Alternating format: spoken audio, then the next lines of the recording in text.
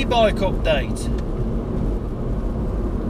I've had my bike now for about a month, I think it is, and I've done, in the last 2 weeks alone, I've done over 200 miles on it, and I'm just loving every single minute. I've pedalled probably 50% of that. Anyway, I've got a bit of a problem with it. In fact, there's a couple of problems. The first problem is with the headset. The bearings are shot, completely shot, and I mean shot. There's about a millimetre play, in fact it's probably only half a millimetre play in the top half, in the head bearing itself, but when you multiply that to the end of the shocks, it's probably around about an inch, which I noticed when I was riding out. I thought, what the blood, anyway. So there's that one, and also the front shocks don't actually seem like they're connected to the handlebars. So the front wheel, it's all floppy. It's just, everything's completely loose. I don't know. I suppose doing the speeds that I do doesn't really help it, but anyway. So I was looking at the enduro frame, which I can't. Number one, I can't afford it. Number two, it'll take so long to get here. It's going to be ridiculous. And number three, looking at the weight, I've calculated all the weight with all the components and everything else that I need, and it's going to be around about 50 kilo.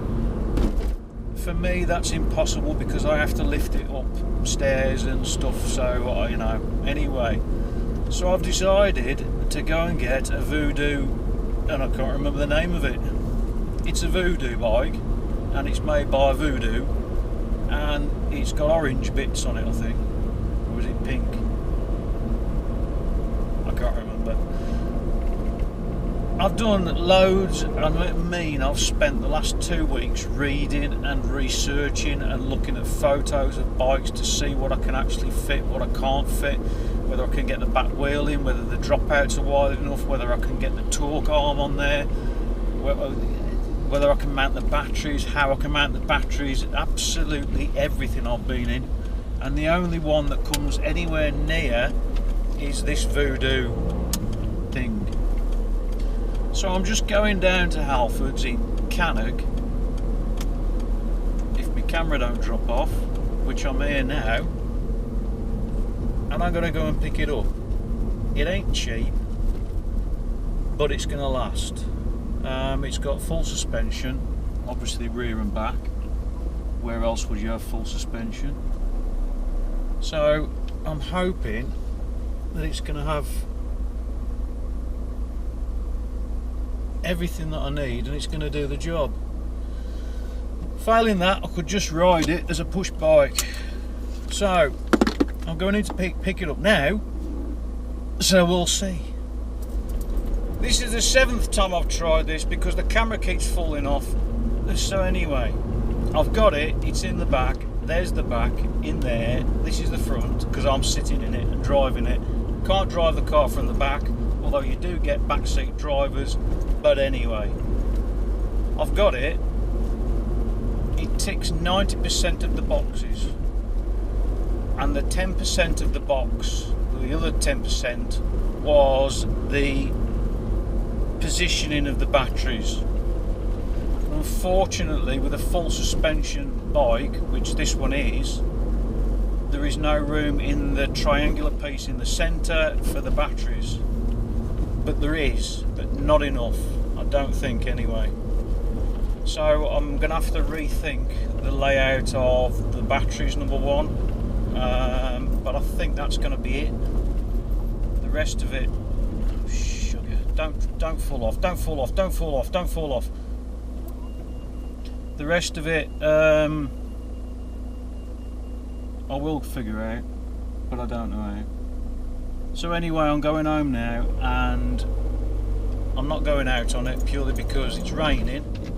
Usual British sunshine, rain. So, I'll be back. This is an absolute fantastic piece of kit. The other one, I rode it with no motor on it. did a couple of miles and then put the motor on. The difference, the rolling resistance on this is virtually nothing. It's quite amazing. The other one, obviously with no motor fitted, it was I don't know, the bearings, there was loads of rolling resistance. Hydraulic brakes, which will actually throw you over the bars. Really love it. Absolutely fantastic. Back tyre's flat though. Never mind.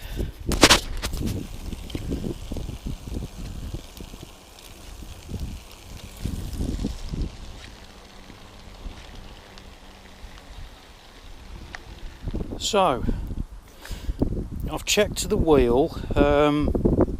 And one thing people don't show you is the clearance here. This is one thing to consider when you're actually buying a bike. You've got to have enough clearance to get the tyre in, obviously.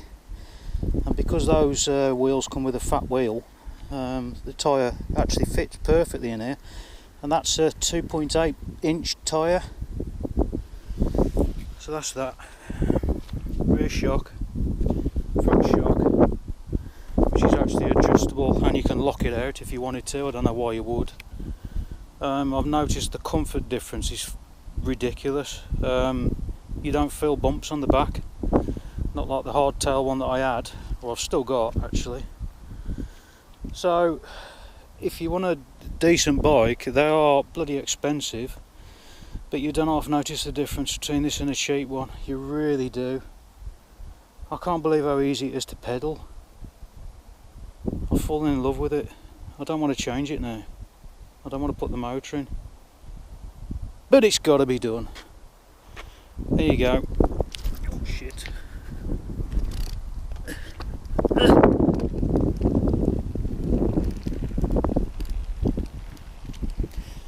With the back end on this, because I've got the suspension so soft, there's so much give in it. When you go over a bump, really you feel it more on the front than you do on the back. Now I know with the motor and the motors won't have any effect on the suspension because it's not actually part of it, but I know with the batteries, which I've got to put on the side of the bar here, either side, that's going to have an effect on it. But I wouldn't say a lot. It might soften the front end up actually. I mean, that just went over that bump, I didn't feel it. Absolutely amazing. The bars are a lot wider as well. It gives you a lot more feeling to it, and it feels like the actual everything's connected. Right, gotta go. Back to it. So to multiply that, 2.4 inch tyres. If you're gonna buy one of these things, carton like that, and it's just about fit into my hatchback.